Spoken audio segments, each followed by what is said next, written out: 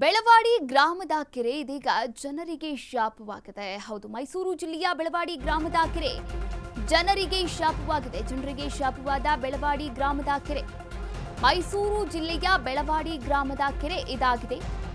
10 ವರ್ಷಗಳಿಂದ ಗಬ್ಬೆದ್ದು ನಾರುತ್ತಿದೆ ಈ ಕೆರೆ.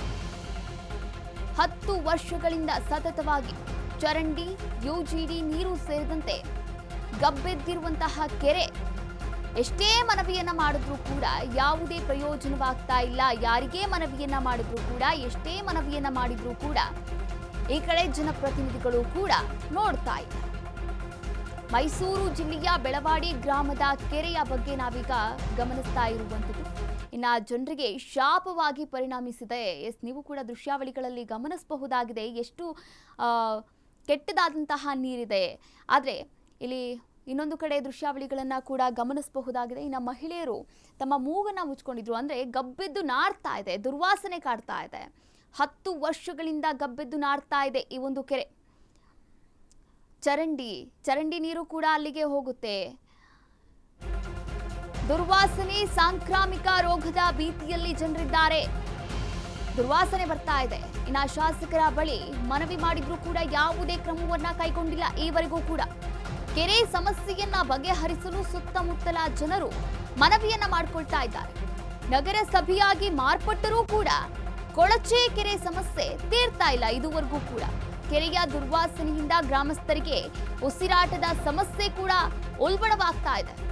ಶಾಸಕ ಜಿಟಿ ದೇವೇಗೌಡ ಸ್ಥಳೀಯ ಜನಪ್ರತಿನಿಧಿಗಳಿಗೆ ಹಿಡಿಶಾಪವನ್ನ ಹಾಕ್ತಾ ಇದ್ದ. ಇನ್ನು ಕೊಳಚೆ ಕೆರೆ ಸಮಸ್ಯೆಯಿಂದ ಮುಕ್ತಿ ಕೊಡಿ ಅಂತ ಮನವಿಯನ್ನ ಕೂಡ ಮಾಡ್ಕೊಳ್ತಾ ಇದ್ದಾರೆ.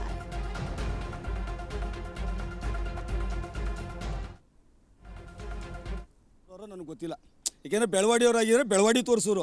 ಯಾವುದೋ ಲೆವಿಟಲ್ಲಿ ಹೋಗ್ಬಿಟ್ಟು ಬೆಳವಾಡಿ ನೋಡಿ ಹಿಂಗೆ ಅಭಿವೃದ್ಧಿ ಮಾಡೋರ, ಹಿಂಗೆ ರೋಡ್ ಮಾಡೋರ, ಹಿಂಗೆ ಇದು ಅಂತ ಯಾವನೂ ತೋರಿಸ್ತಿರಲಿಲ್ಲ. ಏಕೆಂದರೆ ಬೆಳವಾಡಿ ಬನ್ನಿ, ಅವ್ರನ್ನೂ ಕರೆಸಿ ಬೆಳವಾಡಿಗೆ ಬನ್ನಿ, ಯಾವ್ಯಾವ ರೋಡು ಎಲ್ಲೆಲ್ಲಿ ಎಷ್ಟೆಷ್ಟು ಹದಗೆಟ್ಟೋಗೈತೆ. ಮತ್ತು ಊರಿಗೆ ಪ್ರಾಣಿಗಳಿಗೆ ನೀರು ಕುಡಿಯೋಕ್ಕೆ ನೀರಿಲ್ಲ. ಪಕ್ಷಿ ಪಕ್ಷಿ ಈಗ ಮನುಷ್ಯರು ನಾವೆಲ್ಲ ಹೋಯ್ತೀವಪ್ಪ, ಒಂದು 100 ರೂಪಾಯಿ ಕೊಟ್ಬಿಟ್ಟು, ಒಂದು 50 ರೂಪಾಯಿ ಕೊಟ್ಬಿಟ್ಟು ಒಂದು ಬಾಟ್ಲ ತಗೊಂಡು ನೀರು ಕುಡಿತೀವಿ. ಈ ಪ್ರಾಣಿ ಪಕ್ಷಿಗಳು ಏನು ಕುಡಿತವೆ? ಊರಿನ ಕೆರೆ ಈ ಮಟ್ಟಕ್ಕೆ ಮಾಡಿ ಮಡಗಿದ್ದೀರಲ್ಲ, ನಾವು ಕೇಳಬಾರ್ದ? ತುಂಬ ವಾಸನೆ, ಯಾವ ನೆಂಟರಿಗೂ ಹೇಳೋಕ್ಕಾಗಲ್ಲ, ಯಾವ ಹಬ್ಬನೂ ಮಾಡೋಕ್ಕಾಗಲ್ಲ. ತುಂಬ ಸೊಳ್ಳೆ, ಬಾಗಿಲನ್ನೇ ತೆಗೋಕ್ಕಾಗಲ್ಲ, ಯಾವಾಗಲೂ ಬಾಗಿಲು ಹಾಕೊಂಡೇ ಇರಬೇಕು. ಎಷ್ಟೊತ್ತು ಅಂತ ಬಾಗಿಲು ಹಾಕೊಂಡು ಇರೋಕ್ಕಾಗುತ್ತೆ? ಹಾವುಗಳು ಜಾಸ್ತಿ, ಹಾವುಗಳೆಲ್ಲ ಇದೆ. ಮತ್ತು ಇಲ್ಲಿ ಕೆರೆಯಲ್ಲಿ ಒಂದು ಸಾವು ಕೂಡ, ಒಂದು ಹೆಣ ಕೂಡ ತಂದು ಹಾಕಿದ್ರು. ಅದೆಲ್ಲ ಕೇಸಾಗಿ ಅದರಿಂದ ಏನು ಯೂಸ್ ಆಗ್ತಾ ಇಲ್ಲ. GT ಅವರೆಲ್ಲ ಬಂದಿದ್ರು, ನೋಡ್ಕೊಂಡು ಹೋಗಿದ್ದಾರೆ. ನ್ಯೂಸ್ ಅವರೆಲ್ಲ ಬಂದು ನೋಡ್ಕೊಂಡು ಹೋಗಿದ್ದಾರೆ. ಅದರಿಂದ ಏನು ಯೂಸ್ ಆಗ್ತಾ ಇಲ್ಲ ನಮಗೆ. ಇದೊಂದು ನಮಗೆ ಕೆರೆ ಅಭಿವೃದ್ಧಿ ಮಾಡಿಕೊಡಿ ಸರ್, ನಮಗೆ ಪ್ಲೀಸ್. ಸಮಸ್ಯೆ ಆಗ್ತಿದೆ ಸರ್, ತುಂಬ ವಾಸನೆ, ಹೊರಗಡೆ ಹೋಗೋಕ್ಕಾಗಲ್ಲ, ಒಂದು ವಾಕ್ ಮಾಡೋಕ್ಕಾಗಲ್ಲ, ಫ್ರೆಶ್ ಗಾಳಿ